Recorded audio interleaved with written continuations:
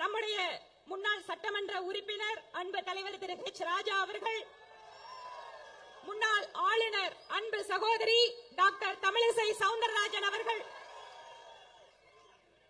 மற்றும் மாநிலத்தினுடைய முக்கிய தலைவர்கள், மாவட்டத்தினுடைய தலைவர்கள், மேடையில் அமர்ந்திருக்கக்கூடிய அத்தனை சகோதர சகோதரிகளுக்கும் ஊடக நண்பர்களுக்கும் என்னுடைய வணக்கத்தை சொல்லி, தேசிய கல்விக் கொள்கை என்பது என்ன என்பதை மக்களிடம் நாம் விளக்க வேண்டும்.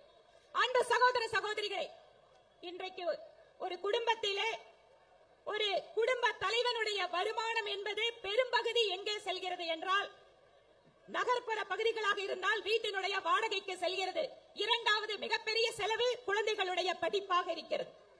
ஒரு காலத்திலே கல்வியினுடைய கட்டமைப்பில் மற்ற மாநிலங்களுக்கெல்லாம் உதாரணமாக இருந்து கொண்டிருக்கக்கூடிய தமிழகத்தில் அரசாங்கத்தின் ரீதியாக அமைந்திருக்கக்கூடிய பள்ளியினுடைய கட்டமைப்பு சிறிது சிறிதாக மாறி இன்று தனியார் பள்ளிக்கூடங்கள் தான் சிறந்த கல்வியை கொடுக்க முடியும் என மக்கள் நம்புகின்ற நிலைக்கு அரசாங்கம் மக்களை தள்ளி இருக்கிறது. இந்த நிலைமையை மாற்ற வேண்டும். ஒரு ஏழை சிறுமியோ சிறுவனோ ஒரு நல்ல தரமான கல்வியை பெற வேண்டும் என்பதற்காக நம்முடைய அன்பு பிரதமர் நரேந்திர மோடி அவர்களால் கொண்டு வரப்பட்டதுதான் தேசிய கல்விக் கொள்கை. ஏழை எளிய மக்கள், கிராமப்புறத்தில் இருக்கக்கூடிய அந்த பொருளாதாரத்தில் பின்தங்கிய குழந்தைகள் கூட நல்ல தரமான கல்வியை பெற வேண்டும் என்பதற்காக பல்வேறு கருத்துக்களை உள்ளடக்கி கொண்டு வரப்பட்டதுதான் தேசிய கல்விக் கொள்கை. இன்னைக்கு பெரும்பாலான தனியார் கல்வி நிறுவனங்கள் அதை ஏற்றுக்கொண்டாகி விட்டது. தமிழ்நாட்டில் புதிய கல்விக் கொள்கை, தேசிய கல்விக் கொள்கை எல்லாம் தனியார் கல்வி நிறுவனங்கள் கிட்டத்தட்ட 90% மேல் அமல்படுத்த ஆரம்பித்து விட்டார்கள். இங்க என்ன சிக்கல் வந்திருக்கிறது? திராவிட முன்னேற்ற கழகம் ஒரு மனக்கணக்கை போடுகிறார்கள்.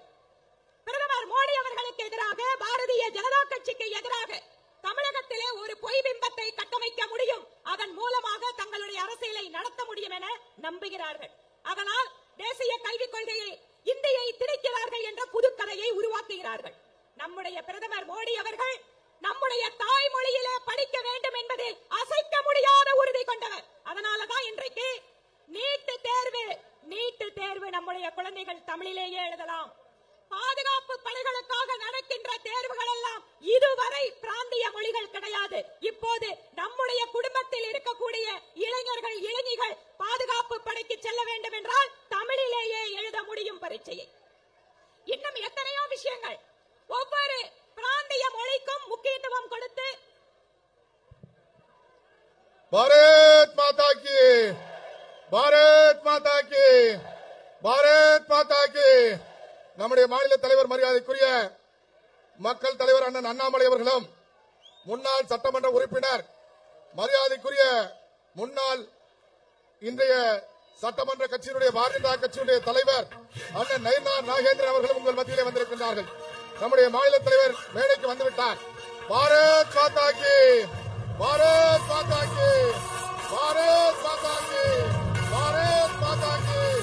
வேண்டும் வேண்டும், தேசிய கல்விக் கொள்கை வேண்டும், வேண்டும் வேண்டும், தேசிய கல்விக் கொள்கை வேண்டும், வேண்டும் வேண்டும், ஏழைகளுக்கு நல்ல கல்வி வேண்டும், வேண்டும் வேண்டும்.